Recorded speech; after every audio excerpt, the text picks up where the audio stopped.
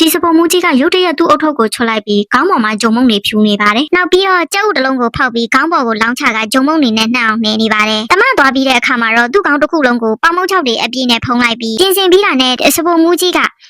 မိဖို့စီတန်းလျှောက်သွားပြီးစီဘူအိုးတဲ့ကိုသူ့ကောင်းကိုစိုက်ချလိုက်တာကြောင့်ဘေးကသူတွေကြောက်လန့်ကအော်ဟစ်နေကြပါတယ်လူတိုင်းကစပုံမူကြီးယူသွားပြီလို့ထင်ခဲ့ကြပေမဲ့တကယ်တမ်းမှာတော့ဒီကိစ္စတွေအားလုံးကဂျက်ဆိုတဲ့ကောင်လေးတယောက်ကြောင့်စတင်လာခဲ့တာဖြစ်ပါတယ်ဒီနေ့မှာဂျက်ကလမ်းလျှောက်နေတော့အန်နာဆိုတဲ့ကောင်မလေးတယောက်နဲ့ဆုံပြီးတွေ့သွားတာကြောင့်အန်နာကိုအထင်ကြီးစေချင်တာနဲ့ဂျက်ကသူ့ရဲ့စကိတ်စီးစမ်းရည်ကိုချက်ချင်းထုတ်ပြလိုက်ပါတယ်ဒါပေမဲ့မထင်မဲ့ပဲချေချော်ပြီးရုတ်တရက်အမိုက်ပုံနဲ့ချော်လဲသွားတာကြောင့်အန်နာကလျှောက်လာပြီးသူ့ကိုကူညီပေးခဲ့ပါတယ်ကူညီပေးပြီးတဲ့အန်နာကဖုန်းနံပါတ်တောင်းတဲ့အချိန်မှာတော့ဂျက်ကသူ့မှာဖုန်းနံပါတ်မရှိဘူးဆိုကနောက်တစ်နေ့မှထပ်တွေ့ဖို့ချိန်လိုက်ပါတယ်အိမ်ပြန်ရောက်လာတဲ့ဂျက်ကသူ့မိစီမှာဖုန်းဝယ်ဖို့ရပတ်စံတောင်းခဲ့ပေမဲ့သူ့ရဲ့အမေကလည်းငွေကျပ်အတဲဖြစ်နေတာကြောင့်ဒေါ်လာ20သာထုတ်ပေးလိုက်ပါတယ်ရွေးချယ်စရာမရှိတဲ့ဂျက်ကဈေးအနည်းဆုံးဖုန်းတစ်လုံးကိုရရန်အတွက် second hand ဖုန်းဆိုင်ကြီးသွားခဲ့ပါတယ်အံ့ဩစရာကောင်းတာကဆိုင်ရှင်ကအတိအကျ20တန်တဲ့ဖုန်းတစ်လုံးကိုထုတ်ပေးလိုက်ပါတယ်အနီရောင်နဲ့အဲ့ဒီဖုန်းလေးကကြည့်ရတာနည်းနည်းတော့ထူးဆန်းနေပေမဲ့ဂျက်ကဘာမှမစင်စားပဲအဲ့ဒီဖုန်းကိုဝယ်လိုက်ပါတယ်ဒါပေမဲ့ဂျက်ကဖုန်းကိုယူပြီးအန်နာကိုသွားတီးတဲ့အချိန်မှာတော့အန်နာရဲ့တငယ်ချင်းတွေရဲ့ရရဆက်ဆက်လောင်ပြောင်နေတာကိုခံလိုက်ရပါတယ်အန်နာအတွက်လက်ဆောင်လဲပါမလာတဲ့အပြင်စင်ရနံပါတ်ပြီးစုပ်ပြတ်နေတဲ့သူ့ရဲ့လူကြောင်လောင်ပြောင်ခံလိုက်ရတဲ့ဂျက်ကအချိန်ပိုင်းအလုပ်လုပ်နေတဲ့စားတောက်ဆိုင်ကိုသွားပြီး